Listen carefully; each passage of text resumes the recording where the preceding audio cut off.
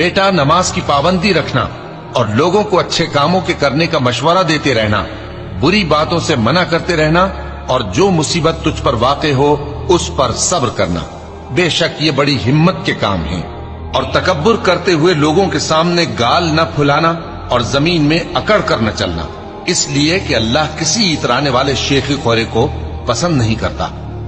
और अपनी चाल में एतदाल किए रहना और बोलते वक्त जरा आवाज नीची रखना, क्योंकि बहुत ऊंची आवाज गधों की सी है और कुछ शक नहीं कि सबसे बुरी आवाज गधों की होती है।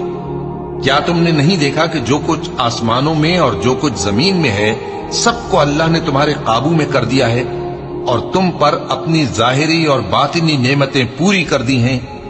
और बाज लोग ऐसे हैं कि अल्लाह के बारे में झगड़ते हैं, न इल्म रखते हैं और न हिदायत और न किताब रोशन।